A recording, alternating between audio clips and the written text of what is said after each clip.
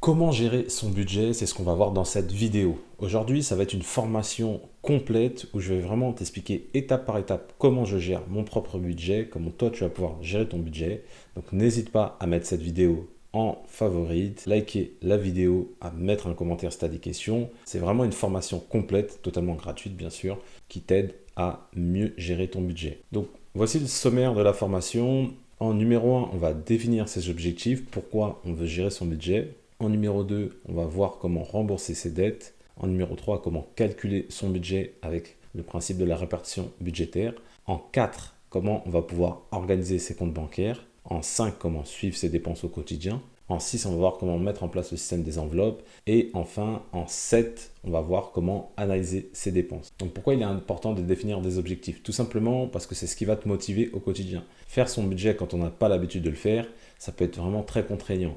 On peut le faire 1 mois, 2 mois, 3 mois et après ne pas tenir sur la longueur. Mais si tu as des objectifs concrets, des choses qui sont liées à l'émotionnel, à ta famille, à des projets concrets, tu vas voir que ça va être beaucoup plus simple de tenir sur la longueur. Les projets, ça peut être, là je t'ai donné des exemples, ça peut être combler ton découvert, ça peut être rembourser tes dettes, faire un tour du monde, ça peut être investir dans l'immobilier, avoir un apport pour sa résidence principale, ça peut être mettre de côté pour payer les études de ses enfants, mettre de côté pour la retraite, ça peut être vraiment plein d'objectifs. Et il n'y a pas qu'un seul objectif, bien évidemment, tu peux en définir plusieurs. Et plus ces objectifs ils vont être concrets, plus tu vas tenir sur la longueur, plus gérer son budget sera simple pour toi. Ensuite, il y a une notion qui est très importante, la notion de bonne dette versus mauvaise dette. C'est quoi une bonne dette? C'est lorsque tu vas contracter un crédit pour, par exemple, un crédit immobilier. Donc pour ta résidence principale, pour l'investissement locatif, tout ça, c'est considéré comme de l'investissement et du coup, ce n'est pas une mauvaise dette. Tu peux contracter des crédits pour ce type d'investissement. En fait, tous les investissements qui vont te rapporter de l'argent sont des bonnes dettes. Typiquement, imaginons que tu achètes un photoboot, je te dis un exemple parmi tant d'autres, que tu l'achètes à crédit mais que tu le loues par la suite et qui te rapporte de l'argent, bah c'est une bonne dette. À l'inverse, tout ce qui est mauvaise dette, tout ce qui est crédit conso, donc là j'ai mis crédit conso résidence principale, mais c'est un doublon d'ici, mais en fait c'est tous les crédits conso que tu vas contracter, donc pour acheter des gadgets, un téléphone, des meubles, de l'high-tech, tous ces trucs-là, pour moi, c'est des mauvaises dettes. Tout ce qui est également paiement en X fois sans frais, en 3 fois, en 4 fois, en 10 fois sans frais, c'est une mauvaise dette aussi. Même s'il n'y a pas d'intérêt et que tu payes uniquement le prix du produit, c'est une mauvaise dette parce que c'est des choses qui te facilitent la vie pour faire des achats que tu n'aurais pas spécialement fait. Moi, je pars du principe que si tu ne peux pas t'acheter quelque chose, ne l'achète pas, mets de l'argent de côté et par la suite, tu pourras te l'acheter en ayant anticipé cet achat-là. Donc ça, c'est à fuir parce qu'en plus de ça, tu peux les accumuler. Ça veut dire que tu vas, dans un premier temps, acheter, je sais pas, un ordinateur par exemple. Ensuite, bah, tu vas acheter un meuble et ainsi de suite. Et ça peut être un cercle vicieux. Donc tout ça, pour moi, c'est des mauvaises dettes. Et également le découvert. Pareil, il y a beaucoup de gens qui incluent dans leur budget le découvert comme si c'était leur propre argent. Mais ça, pas du tout. Un découvert, c'est une mauvaise dette. Tout simplement. La banque te prête de l'argent, ce n'est pas ton argent. Il faut le combler, on va voir comment on va le faire juste après. Et donc oui, le découvert, c'est une dette. Donc pour rembourser son découvert, ce qu'on va mettre en place, c'est la méthode boule de neige. Avant, je vais préciser pourquoi il est important de rembourser ses dettes. Parce que avant même d'arriver à vouloir mettre de l'argent de côté, etc., il faut rembourser ses dettes. Parce que une fois que tu vas rembourser tes dettes, ça va te permettre d'augmenter ta capacité d'épargne pour tes différents projets. Donc tu vois l'idée. Et en plus de ça, connaître ces dettes va te permettre par la suite, lorsque tu vas établir ton budget, de mettre un certain montant qui sera destiné à rembourser tes dettes. Donc comment on rembourse ses dettes? Via la méthode boule de neige. Comment ça fonctionne? Tu vas prendre le crédit 1, par exemple, qui est à 100 euros par mois. Tu vas prendre le crédit avec le plus petit montant à rembourser. Par exemple, là, la mensualité elle est de 100 euros. Ce que tu vas faire,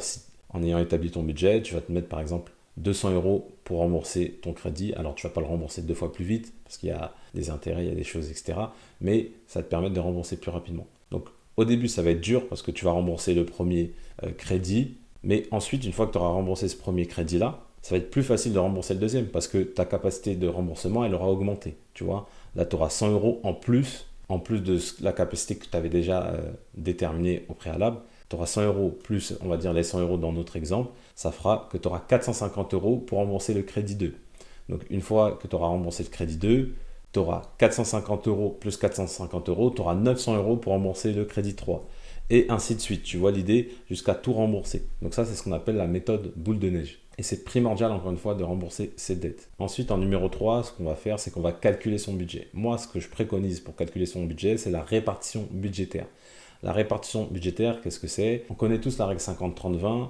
Donc la règle 50-30-20, ça permet de calculer son budget en fonction de pourcentage. En gros, tes dépenses vitales ne doivent pas dépasser 50% de tes revenus. Tu dois avoir un budget dit de plaisir de 30% et tu dois pouvoir épargner 20%. Mais quand on regarde la règle 50-30-20, elle n'est pas adaptée à tous les salaires. Donc moi, je suis parti de cette répartition budgétaire-là, mais je l'ai adaptée en fonction des salaires. Donc là, par exemple, si tu gagnes entre 1000 et 1500 euros, la répartition budgétaire que je te préconise, c'est 90-10. En gros, tes dépenses vitales ne doivent pas dépasser 80% de ton salaire. Tu dois pouvoir avoir un budget plaisir de 10% et tu dois pouvoir épargner au minimum 10%. Et en fait, cette répartition-là, elle va changer en fonction de combien tu gagnes.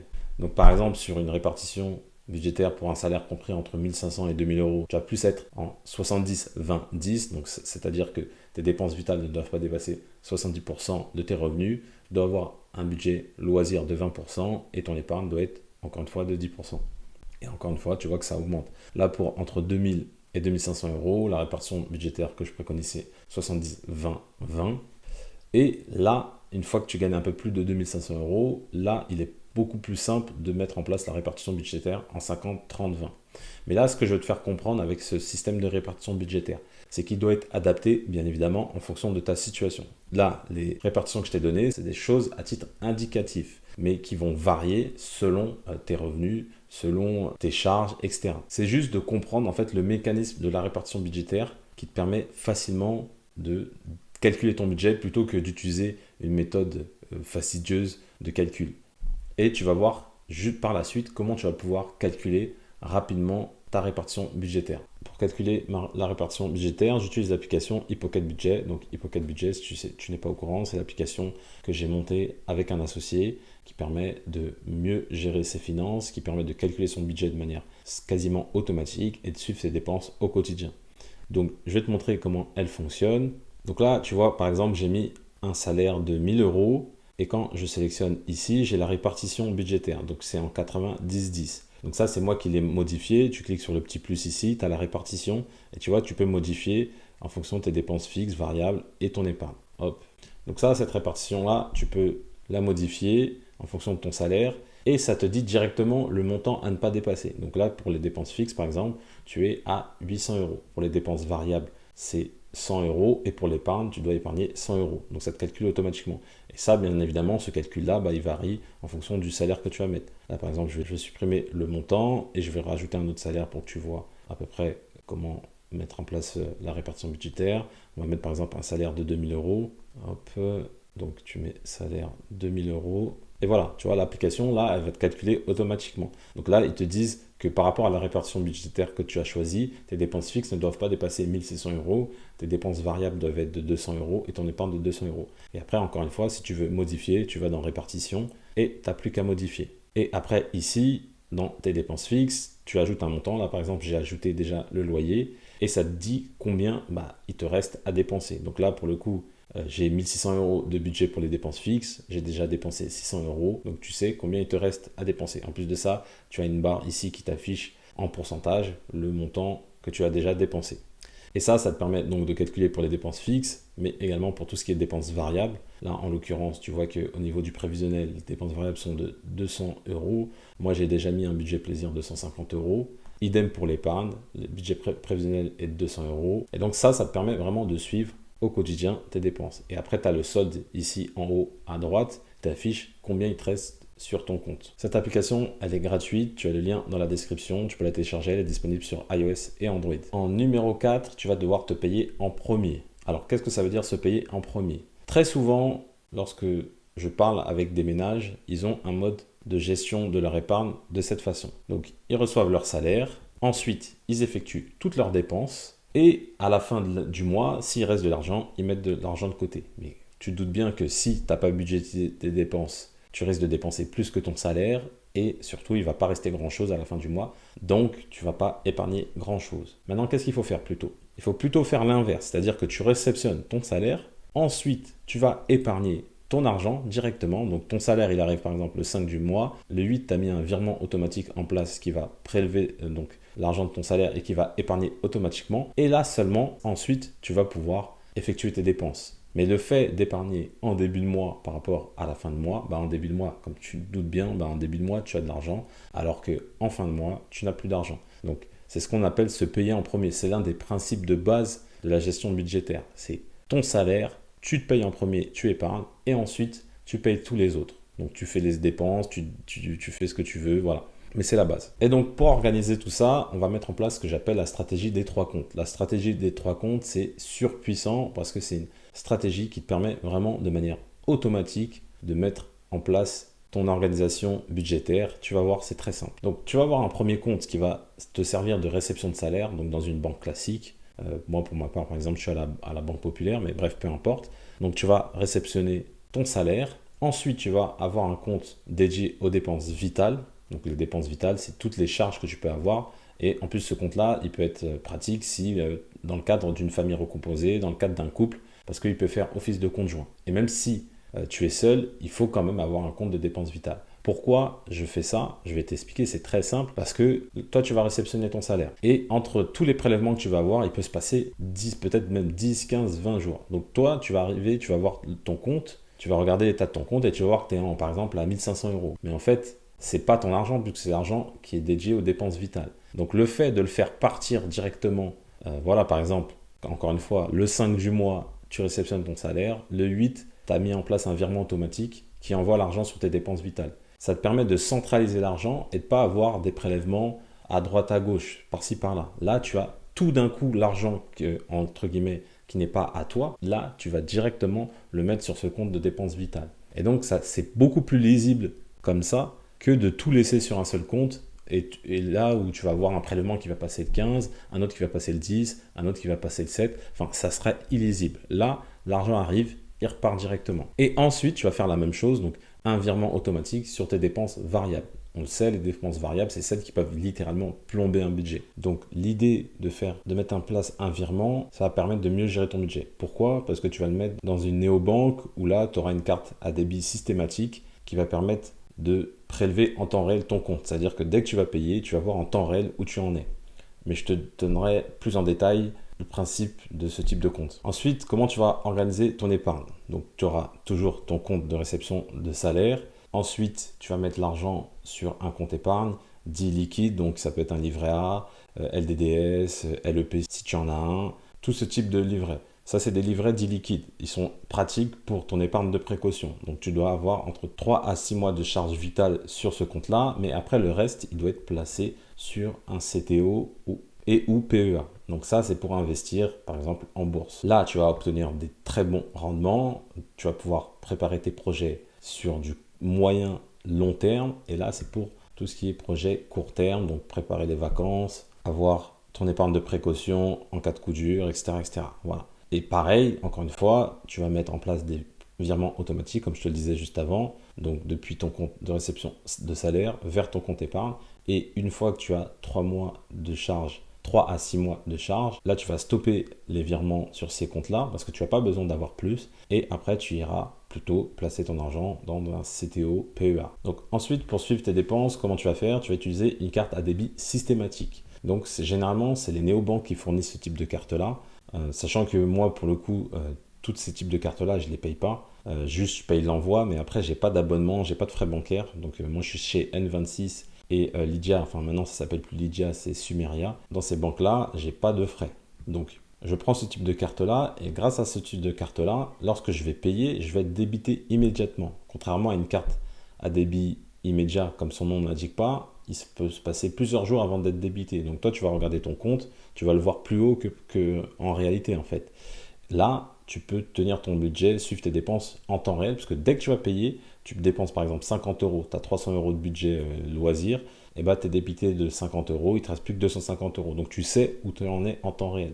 Donc moi, ça c'est la base, j'utilise ce type de carte-là dès que je paye les dépenses dites variables, donc les loisirs, les restaurants, le shopping, les courses, toutes ces dépenses qui sont variables, je les paye avec ça, comme ça me permet de suivre en temps réel où j'en suis. Et également, si tu utilises des espèces, tu peux utiliser mon application. Donc je vais te montrer mon application en détail. Donc sur Hypocket Budget, tu peux créer des enveloppes. Là par exemple, j'ai créé une enveloppe plaisir. Et donc là, je vais ajouter mes dépenses variables. Donc imaginons que j'ai fait du shopping pour 20 euros.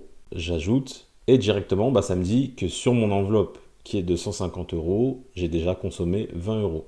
Je vais aller au resto par exemple, j'en ai pour 30 euros, ajouter. Pareil, là ça me dit que j'ai déjà consommé 50 euros sur les 150 euros. Et en plus de ça, ça me le met en pourcentage également, où ça me dit que j'ai dépensé déjà 33% de mon budget plaisir. Donc c'est grâce à ça que tu vas pouvoir suivre tes dépenses si tu payes en espèces par exemple. Donc en 6, le système des enveloppes budget, c'est top parce que ça te permet vraiment de suivre de manière plus palpable, de manière plus liquide, la gestion de ton argent, notamment pour les dépenses dites variables, encore une fois. Quand on a de l'espèce, on le voit visuellement, on le voit partir, on peut compter directement combien on a dépensé. Enfin voilà, c'est beaucoup plus palpable que la carte bancaire où tout est dématérialisé maintenant, on peut payer sans contact. Parfois même des fois quand on paye sans contact, on ne voit même pas combien on a payé. Voilà, c'est tout ça qui est embêtant. Notamment également ce que je te disais, les décalages de trésorerie lorsque tu vas payer avec une carte à débit immédiat, tu vas payer, mais il va se passer entre 2, 3, 4, voire même 5 jours avant que tu sois réellement débité sur ton compte. Donc tout ça, c'est pas bon. Et donc le système des enveloppes budget, ça te permet de hiérarchiser chacune de tes dépenses dites variables, donc tout ce qui est shopping, loisirs, restauration, courses, tu vas payer avec tes différentes enveloppes. Et moi, ce que je te recommande plus, moi qui suis un peu plus technophile, c'est de mettre en place le système des enveloppes virtuelles. Donc pour ce faire, moi j'utilise l'application Lydia, maintenant qui s'appelle Sumeria, mais qui s'appelait Lydia avant, qui te permet de créer des sous-comptes. Donc tu vois là, j'ai par exemple créé un compte shopping, courses, et tu peux en créer autant que tu veux. Donc là, je vais créer nouveau compte. Donc là, tu peux créer un compte simple ou un compte à plusieurs, c'est-à-dire que tu peux partager ton compte. Je vais par exemple créer un compte restaurant. Voilà, pour mon budget restaurant, par exemple, continuer. Donc là, tu vois qu'en un clic, j'ai créé un sous-compte. Et là, quand tu vois il s'agit vraiment d'un compte, parce que j'ai un IBAN, voilà, je peux inviter des membres. Il s'agit d'un vrai compte, à part entière. Et donc, ce qui est bien, c'est que tu vas prendre depuis ton compte principal, donc ton compte de réception de salaire, tu peux mettre en place un virement pour envoyer l'argent sur ton enveloppe restaurant. Et ensuite, comment tu fais? Tu payes avec une carte bancaire. Donc, encore une fois, la carte bancaire, elle est totalement gratuite. Il y a juste l'envoi que tu payes. Et tout simplement, ce que tu vas faire, c'est que pour débiter le bon compte, il suffit donc de cliquer. Là, par exemple, je vais débiter le compte course parce que je suis en train de faire les courses. Je vais cliquer sur lier carte. Hop, j'ai compris. Et voilà, là, ça me dit, comme tu le vois avec les flèches à gauche et à droite, ça me dit que le compte qui sera débité lorsque je vais payer, c'est le compte course. Et à chaque fois que tu vas payer autre chose, tu peux modifier, tu vois. Et ça te permet de gérer tes enveloppes virtuelles de manière totalement gratuite et de mieux gérer tes finances. Donc si Sumeria t'intéresse, tu as le lien dans la description de la vidéo. Et une fois que tu as géré ton budget comme ça dans le mois, ce que tu vas faire à la fin du mois, c'est que tu vas analyser tes dépenses. Moi, pour le coup, comme je te disais, j'utilise N26 et Lydia. Ce que j'aime bien sur ce type d'application-là, sur ce type de néobanque-là, c'est qu'on sait ce qu'on dépense. On peut le voir là, par exemple, tu vois que j'ai beaucoup dépensé pour acheter à manger, pour aller à Intermarché, SNCF. Et en fait, ce que tu vas faire, c'est que tu vas taper dans le filtre de recherche toutes les dépenses que tu as effectuées et tu vas te rendre compte parfois que tu dépenses énormément. Par exemple, moi, je me suis rendu compte que je dépensais énormément sur tout ce qui était Uber Eats. Ça te met un montant total et le montant total, il fait mal parce que tu te dis, ok, si j'étais allé directement au restaurant plutôt que de passer par Uber Eats, j'aurais pu faire des économies. Donc tout ça, ça te permet d'analyser toutes tes dépenses un peu variables que tu fais régulièrement. Donc, je sais pas, le shopping, par exemple, si tu te rends compte que tu dépenses énormément chez Shein, tu vas peut-être te dire que au lieu de faire 4-5 commandes sur Shein, tu vas plutôt en faire que 1 à 2 par mois. Et c'est tout ça qui va te permettre de mieux gérer ton budget. Donc ça, c'est un truc que tu dois faire tous les mois. C'est-à-dire que tous les mois, tu dois analyser là où tu as dépensé ton argent, essayer de comprendre pourquoi tu as dépensé autant à tel endroit et te rectifier le coche le mois suivant. Comme tu peux le voir, gérer son budget, il n'y a rien de plus simple sur le papier en tous les cas, mais ce qu'il faut, c'est de la régularité, c'est de le vouloir sur le long terme, c'est d'avoir des objectifs concrets qui vont te permettre réellement de tenir sur la longueur et c'est surtout de répéter les efforts mois après mois. Il ne suffit pas de le faire le premier mois et après de se dire non, je le fais. Non, il faut continuellement le faire. Si tu as aimé cette vidéo, n'hésite pas à la liker. Si tu as des questions, tu commentes, je réponds à tous les commentaires sans exception. Avant de partir également, n'oublie pas de me mettre un petit pouce bleu si tu as aimé la vidéo, ça fait toujours plaisir. N'hésite pas également aussi à t'abonner, je publie un short par jour et une vidéo longue le dimanche à 18 h. Donc pour ne rien rater, abonne-toi et je te dis à bientôt dans une prochaine vidéo.